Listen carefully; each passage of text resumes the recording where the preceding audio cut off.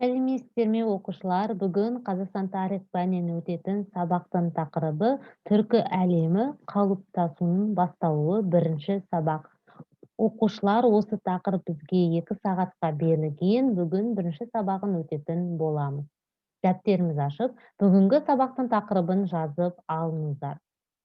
Зерттеу сұрағы түркі тілдес халықтардың миграциясы Еуразия тарихына қаншалықты әсер етті?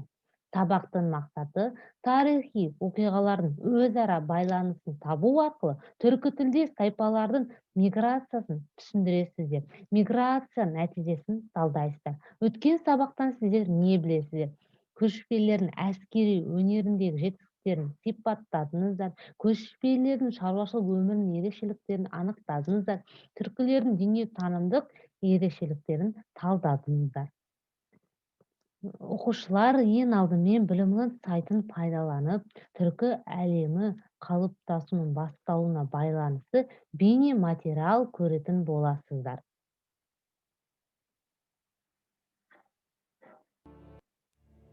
Миграция дегеніміз не? Түркі тілдес халықтардың миграциясының себебі не? Миграцияның Еуразия тарихына әсері қандай болды? Енді осы сұрақтарға жауап берейік. Миграция дегеніміз не?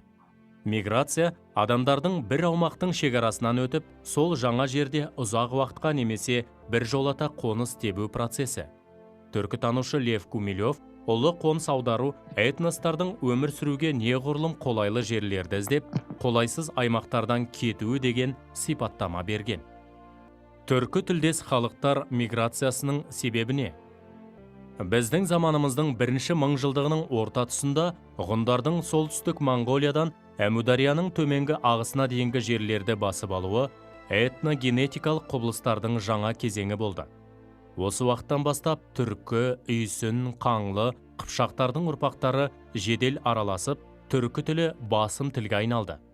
Түркілер миграциясынан кейін қазақ жерінде түрік қағанаты құрылды. Түрік қағанатының территориясы шығыста Алтайдан бастап, батыста Каспий теңізіне дейінгі аралықты алып жатты. Түркілердің Алтай тауларынан Еуразия жеріне қоныс аударуының саяси, экономикалық, демографиялық және мәдени себептері болды. Біріншіден, мал басының көбеюінен жаңа жайылым жерлердің қажеттігі туындады. Екіншіден, түркілер тәуелсіз мемлекет құруды мақсат етті.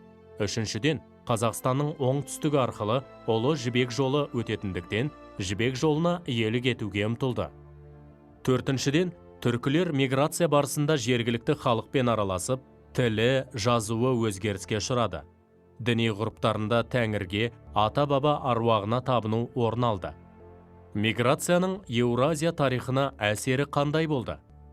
Түркілер шығыс пен батыстың керуен жолдарын, тауарлар саудасын бақылауға мүмкіндік алды. Византиямен тікелей жібек саудасын жүргізді. Орта ғасырлардағы маңызды экономикалық үдерістер тікелей Ұлы Жібек жолы арқылы жүзеге асырылды. Түркілер сол жолдың көп бөлігіне ие болды және жібек саудасынан зор пайда тапты. Оғыздардың Киев Русімен одақтасуы сауда-экономикалық мүдделерден туындады. Киев Русіндегі көпестер үшін шығыс елдерінің бай базарларына жол ашылса, оғыздар үшін Дон, Қара теңіз маңындағы далалар мен мал жайылымдары қажет болды. Миграцияның нәтижесі қандай болды? Тайпа аралық байланыстардың нәтижесінде болашақ түркі ұлттары қалыптасты. Көптеген халықтар ассимиляцияға ұшырап, түр сипаты мен тілінде өзгеріс орнады. Оғыздардың құрамында түркі тілдес тайпалармен қатар үнді еуропалық және фин-угор жаңа этностар пайда болды.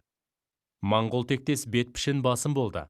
Қыпшақтардың батысқа жылжуы Еуропа, Венгрия, Болгария халқының этникалық жағына ықпалын тигізді.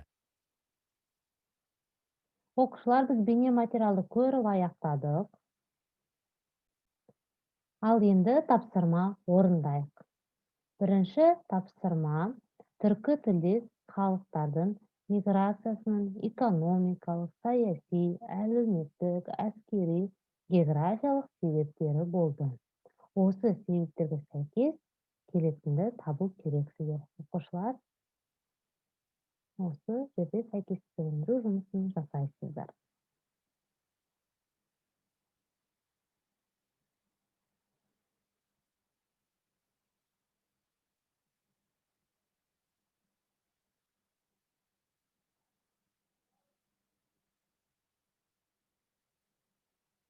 Окуучулар тапшырманы орундап болсак, бүгүнкү биздин сабак аякталды. Сау болуңуздар.